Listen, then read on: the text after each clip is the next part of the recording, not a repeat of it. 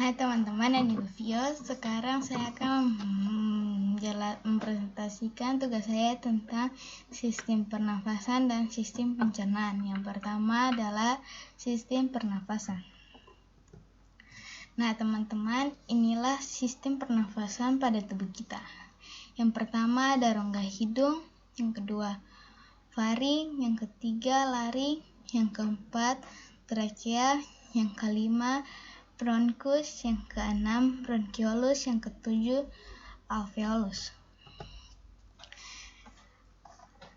Nah, yuk kita sama-sama menyanyikan lagu sistem pernafasan berikut ini. Pernafasan manusia terdiri atas 7 rongga hidung, faring, juga laring, trakea, bronkus, bronkiolus, alveolus. Itu dia alat pernafasan. Nah, dalam tubuh kita ada 2 jenis pernafasan, yaitu pernafasan dada dan pernafasan perut. Kedua jenis pernafasan itu terjadi secara bersamaan. Pernafasan dada adalah pernafasan yang menggunakan otot tulang rusuk, sedangkan pernafasan perut adalah pernafasan yang menggunakan otot diafragma. Inilah proses yang terjadi saat kita menghirup udara atau bisa disebut dengan proses inspirasi. Yang pertama, udara masuk. Yang kedua, tulang rusuk dan rongga dada terangkat sehingga mengembang. Yang ketiga, paru-paru mengembang. Yang keempat, otot diafragma mengembang atau bergerak turun sehingga menjadi rata. Inilah proses yang terjadi saat kita menghembuskan udara atau bisa disebut proses ekspirasi. Yang pertama, udara masuk. Yang kedua, tulang rusuk dan rongga dada turun sehingga mengempis. Yang ketiga, paru-paru mengempis. Yang keempat, otot diafragma berelaksasi atau bergerak naik sehingga melengkung ke atas. Nah, sekarang kita akan membahas tentang salah satu penyakit dan cara memelihara sistem pernafasan. Penyakit atau kelainan sistem pernafasan yang saya pilih adalah asma. Asma merupakan penyumbatan sistem pernafasan yang disebabkan oleh debu, udara dingin, alergi terhadap makanan tertentu, atau lelah. Cara memelihara organ sistem pernafasan. Yang pertama, makan makanan yang sehat. Yang kedua, menjaga kebersihan dan kesehatan lingkungan sekitar. Yang ketiga, istirahat yang cukup. Sistem pencernaan. Yang pertama ada rongga hidung, kedua kelenjar ludah, ketiga kerongkongan, keempat hati, kelima lambung, keenam kantong empedu, ketujuh pankreas, ke-8 usus kecil, ke-9 usus besar, 10 rektum, 11 anus. Mari bernyanyi lagu organ pencernaan manusia. Organ pencernaan kita ada mulut, kelenjar, saliva, esofagus, lambung, pankreas, liver, juga kantong empedu, duodenum, ileum, jejunum, subkolon, dan rektum. Paling akhir ada anus, pembuangan akhir manusia. Kita akan bahas tentang fungsi mulut. Fungsi mulut adalah untuk makan. Ada 3 organ yang terdapat pada mulut, yaitu gigi, lidah, kelenjar saliva atau kelenjar air liur. Tentang gigi. Gigi memiliki 3 jenis gigi, yaitu gigi seri, gigi taring, dan gigi geraham. tentang lidah. Lidah berfungsi untuk membantu menggerakkan makanan di dalam mulut agar tergigit oleh gigi dan membantunya agar telan. Tentang kelenjar saliva. Ada dua fungsinya, yaitu yang pertama, memproduksi liur yang berfungsi untuk membasahi makanan sehingga mudah larut. Yang kedua, untuk memecahkan makanan dengan enzim amilase. Ada dua proses pencernaan. Yang pertama yaitu pencernaan mekanisme yang dilakukan oleh gigi dan lidah. Yang kedua yaitu pencernaan kimiawi yang dilakukan oleh enzim yang berfungsi untuk memecahkan patim menjadi maltosa, kerongkongan atau esofagus. Fungsinya adalah menyalurkan makanan ke lambung dan melakukan gerak peristaltik.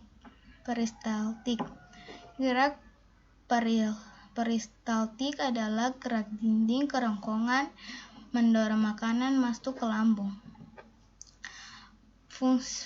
Lambung fungsinya untuk tempat penyimpanan makanan, mencerna makanan oleh enzim protein dan asam lambung, menghasilkan cairan getah lambung sebanyak 2-3 liter. Terjadi dua proses pencernaan, yaitu pencernaan mekanik dan pencernaan kimiawi. Apa yang terjadi pada pencernaan mekanik? Gerakan mengaduk atau meramas makanan yang digerakkan oleh otot polos. Apa yang terjadi pada pencernaan kimiawi? Yang pertama, enzim pepsin mengubah protein menjadi pepton. Yang kedua, enzim renin mengubah protein susu menjadi kosein. Yang ketiga, asam klorida membunuh kuman dan mengasamkan makanan. Nah, teman-teman, ada 3 macam enzim pada lambung atau yang biasa disingkat dengan lapar. Lambung, pepsin, asam klorida, dan renin. Yuk kita lihat fungsinya. Yang pertama, fungsi enzim pepsin yang berfungsi untuk mengubah protein menjadi pepton. Yang kedua, asam klorida berfungsi untuk membunuh kuman dan mengasamkan makanan. Yang ketiga, enzim renin berfungsi untuk mengubah protein susu menjadi kosein. Nah, sekarang kita akan membahas tentang pankreas dan hati. Pankreas. Fungsi pankreas ada 2, yaitu memproduksi enzim pencernaan dan mengatur gula dalam darah. Hati.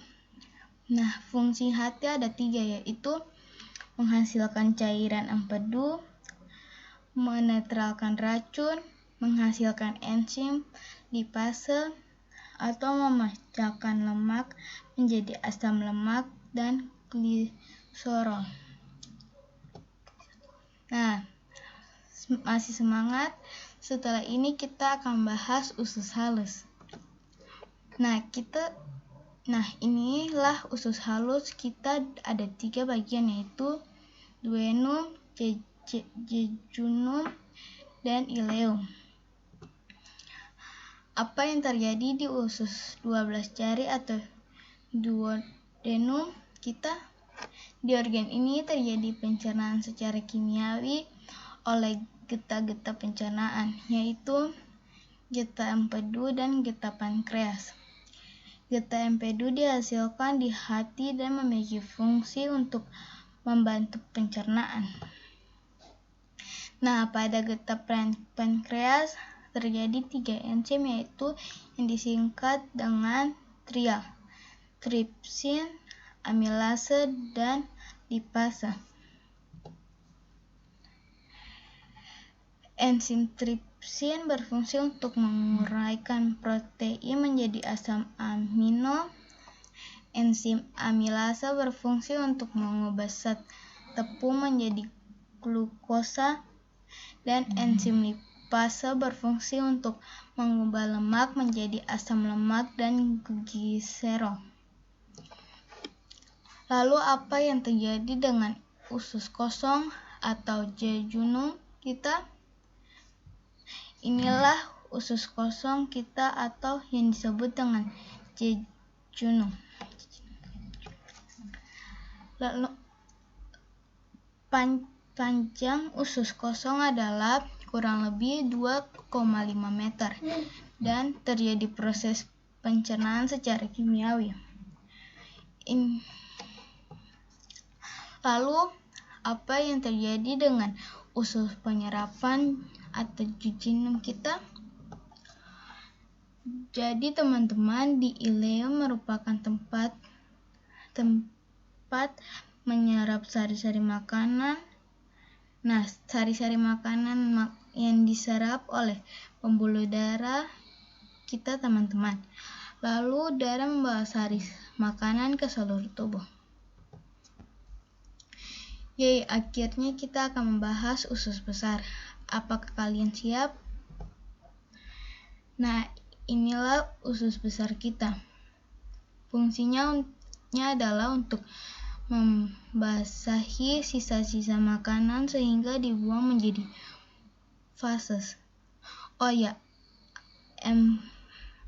Ampas makanan dibusukkan oleh bakteri. Nah, inilah usus besar. Ada 4 bagian. Yang pertama, sekum. Yang kedua, kolon. Yang ketiga, rektum. Dan yang keempat, usus buntu. Nah, apa fungsi sekum? Fungsi sekum adalah untuk menyerap cairan dan garam. Apa fungsi kolon? Fungsi kolon adalah untuk menyerap sebagian tempat lewatnya sisa makanan. Nah, apa fungsi rektum? Fungsi rektum adalah untuk menyerap tempat keluarnya sisa makanan.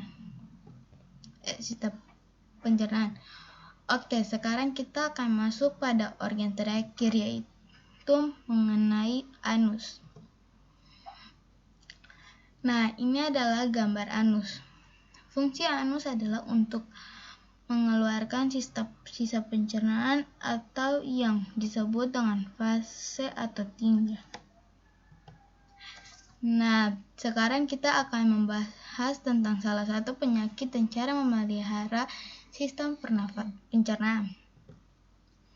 Yang pertama, penyakit atau kelainan sistem pencernaan yang saya pilih adalah MA, yaitu penyakit dengan rasa nyeri yang berasal dari lambung.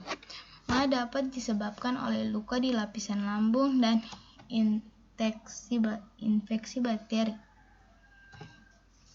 Cara memelihara organ sistem pencernaan kita: yang pertama, menjaga kebersihan makanan, makan teratur, makan lebih sering dari porsi yang kecil, tidak makan makanan yang pedas atau asam, istirahat yang cukup. Sekian dan terima kasih presentasi saya. Dadah.